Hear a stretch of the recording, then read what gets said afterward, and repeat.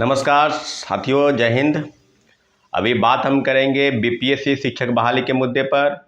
और वहीं दूसरी तरफ आज से जो नवरात्रा की शुरुआत हो रही है, माँ दुर्गा के पूजा की जो शुरुआत है वो आज से ही हो रही है। तो सभी भक्तों को दुर्गा पूजा की बहुत बहुत बधाई, शुभकामनाएं। कोर्ट के आदेश के बावजूद भी आपको याद होगा Dhirendra Kumar versus government of Bihar, इस केस के जजमेंट पर लगभग 3 महीने से ज़्यादा बीत गए थे और लगातार यह प्रयास हो रहा था। कई लोग पूछ रहे थे, कई लोगों के मन में सवाल था और ख़ासकर वो पिटिशनर के भी सवाल थे कि 1151 का जो जजमेंट आया है, उस जजमेंट पर कोर्ट के आदेश, नानी तागिया की बेंच ने स्पष्ट कहा था कि जो पूरक परिणाम है उसको चैलेंज किया गया था कोर्ट में। और कोर्ट के आदेश के 3 महीने के बाद भी जो है सरकार अभी तक नहीं कुछ कर पाई थी। तो इसके पीछे जो वजह है वो वजह बिल्कुल सामने आ गई है कि सरकार ने एलपीए यानी डबल बेंच में जाने का फैसला किया है और उसका टोकन नंबर भी मिल गया है 22742/2024। और ये Dhirendra Kumar versus government of Bihar के जो जजमेंट आए हैं, जिसमें 101 पिटिशनर थे और सारे मामलों पर जो है अब जो है सरकार की जो कलई है वो खुल गई है। आपको याद होगा इसके पहले कई जो केस थे उसके जजमेंट आए हैं। आपको याद होगा CWJC 14379/2024।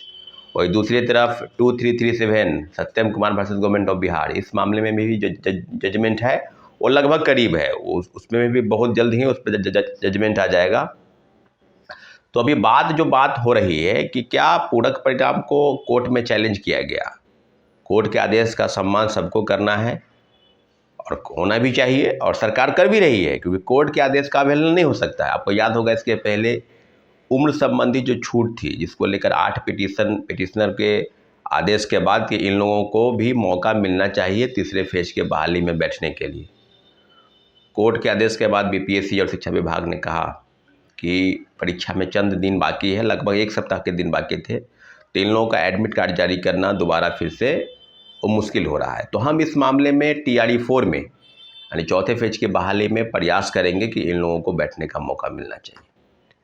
वहीं दूसरी तरफ जिस प्रकार से अब जो मामला आया है, जो एलपीए दायर किया गया, जो डबल बेंच में जाने का फैसला माननीय बिहार सरकार ने किया है, शिक्षा विभाग बीपीएससी ने किया है, उस बात पर अब हम लोगों को स्पष्टीकरण करने की ज़रूरत नहीं है।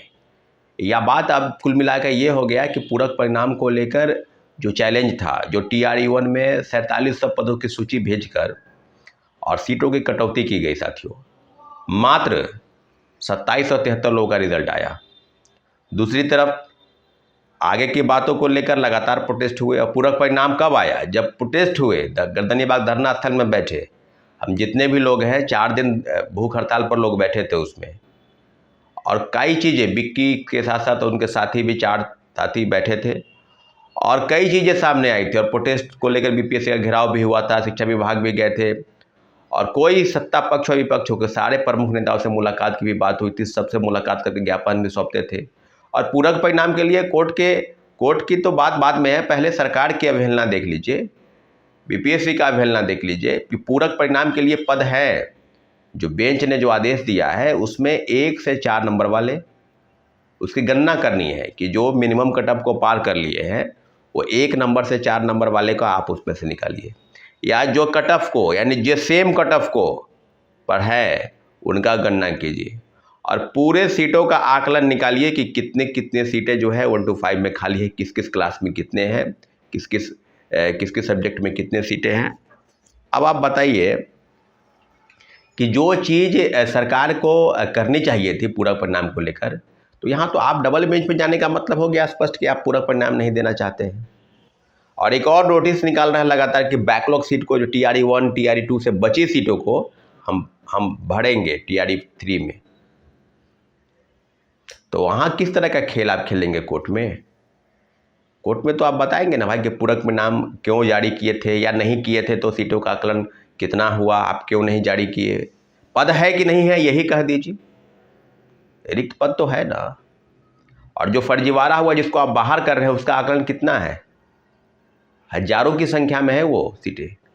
अभी हाल में ही देखिए ना, सारण से पकड़े गए हैं, आज फिर मुजफ्फरपुर से जो है शिक्षक और शिक्षिका पकड़े गए, फर्जी हैं। उनका नोटिस दिखाइए, उनका बताइए ना भाई कि सीटेट वाले फेल कितने हैं। एसटीटी फेल फर्जी बनाकर कितने हैं, डोमिसाइल फर्जी बनाकर कितने बहाल हुए हैं। दिव्यांग प्रमाण पत्र TRE-1 में ठीक थे, चलने फिरने उनको दिखाई भी देता था, किसी कोई भी उनका बॉडी जो था बिल्कुल सही था, और TRE-2 में वो दिव्यांग हो गए। ऐसे ऐसे लोग TRE-2 में भी बहाल हुए, TRE-1 में भी बहाल हुए। और आरक्षण का तो क्या कहना है भाई, आरक्षण का तो ऐसे की तैसे कर दिया गया। 35% आरक्षण जो है वो लागू नहीं हुआ। महिलाओं का आरक्षण जो बिहार के मूल कोटि की निवासियों को मिलना चाहिए, आप ही बताइए ना भाई। तो इस तरह की चीज़ें इस प्रदेश में हुई और बेशर्मी की हद गई है। अगर सेकेंड डबल बेंच में भी हार जाते हैं तो सुप्रीम कोर्ट चले जाएंगे, क्योंकि इनको पता है कि क्या करना क्या है। सारे केस पर हम लोगों ने कई केस को लड़ा है और हमने देखा है। सचिवालय सहायक के केस में भी रीट का केस को एक PIL किसी से करवाकर और केस को खराब करने के लिए कई चीज़ें की गई। दूसरी तरफ अब सामने आ रहा है शिक्षक बहाली के मुद्दे पर केस, सरकार के क्या रुख है। घबराने की ज़रूरत नहीं है, डबल बेंच में भी उनकी हार होगी और निश्चित रूप से पूरक परिणाम के लिए जो संघर्ष किया गया, सड़क से लेकर सदन तक और कोर्ट से लेकर और सब चीज़ों पर, वो पूरी तरीके से छात्र अभ्यर्थी और जो पिटिशनर हैं जो 1 से 4 नंबर वाले हैं, और 25,000 पदों पर पूरक परिणाम 25,000 से कम सीटें नहीं हैं। आप आकलन करके बताइए कि कितने सीटें हैं, कोर्ट को तो बताना ही पड़ेगा। और सब चीज़ों पर हम लोगों की जीत होगी। डबल बेंच में भी टोकन नंबर उनको मिल गया है, संभवतः दुर्गा पूजा के बाद जो है केस नंबर मिलेगा और सुनवाई होगी। तो साथियों, पूरी तरीके से आश्वस्त हो जाइए, आने पूरक परिणाम 25,000 से कम सीटें नहीं हैं। आप आकलन करके बताइए कि कितने सीटें हैं, कोर्ट को तो बताना ही पड़ेगा। और सब चीज़ों पर हम लोगों की जीत होगी। डबल बेंच में भी टोकन नंबर उनको मिल गया है, संभवतः दुर्गा पूजा के बाद जो है केस नंबर मिलेगा और सुनवाई होगी। तो साथियों, पूरी तरीके से आश्वस्त हो जाइए, आने वाले समय में सरकार के गाल पर एक जोरदार तमाचा लगने की उम्मीद है। जिस प्रकार से TRE-1 में जो जजमेंट आया, वो सारी चीज़ों पर कि पूरक परिणाम के लिए आपने क्यों ट्वीट किया था, आपने क्यों बताया था कि पूरक परिणाम जारी करेंगे। पूरक परिणाम तो आपको जारी करने पड़ेंगे। सीटों को बचाने का जो खेल खेल रहे हैं उसको बंद करना हो।